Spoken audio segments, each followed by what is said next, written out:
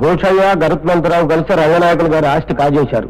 Lawyer Chandrasekharam గారు ఆ case వాదిస్తున్నారనే కోపంతో భూషయ్య వారిని హత్య చేస్తుండగా నేను ఫోటో తీశాను.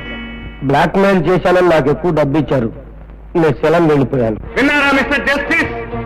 నల్లకోటు వేసుకున్న ధర్మాన్ని కాపాడుతానని, న్యాయాన్ని నిలబెడతానని నిత్యం మీ మధ్య తిరిగే వ్యక్తి హత్య చేయబడితే ఈ న్యాయస్థానం ఏం చేసింది?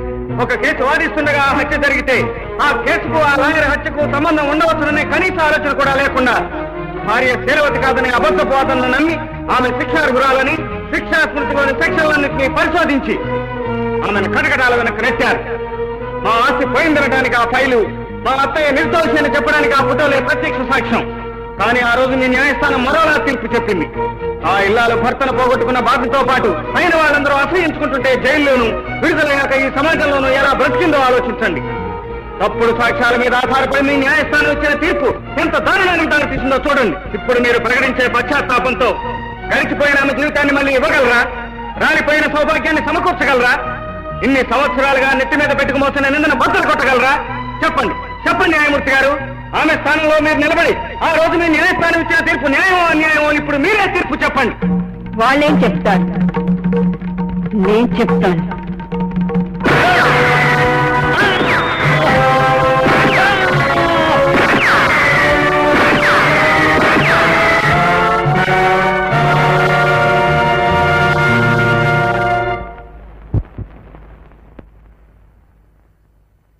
యువర్ ఆనర్, ఆ రోజు చేయని నేరానికి శిక్ష అనుభవించాను. ఆ అనుభవించిన శిక్షకు ఈ రోజు నేరం చేశాను. అప్పయ్య, నువ్వు పతితవు కావని సమాజాన్ని, నేరస్తురాలు కావని న్యాయస్థానాన్ని ఒప్పించాలనే నా ప్రయత్నాన్ని నీ ఉద్రేకంతో వృధా చేశావు. ఇప్పుడు నేను ఎలా రక్షించుకునేది? నీ బ్రతికేది నా కోసం కాదు, ఈ దుర్మార్గుడి చావు కోసం.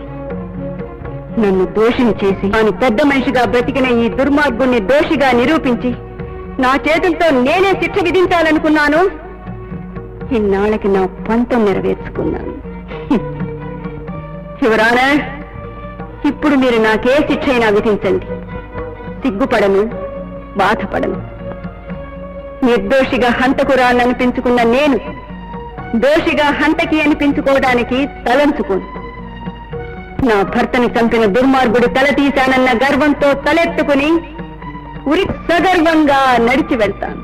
సార్, న్యాయమూర్తి గారు, ఇప్పుడు మీ కళ్ళ ముందు జరిగిన సంఘటన నిజంగా మిమ్మల్ని కదిలిస్తే, న్యాయానికి అన్యాయం జరిగిందని మీరు అంగీకరిస్తే, మీ న్యాయశాస్త్రాలను తిరిగి రాయించి మీ చట్టాలను సవరించుకోండి.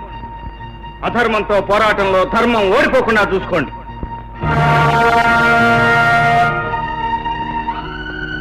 అత్తయ్య, మహాప్రస్థానానికి వెళ్ళేది నేను.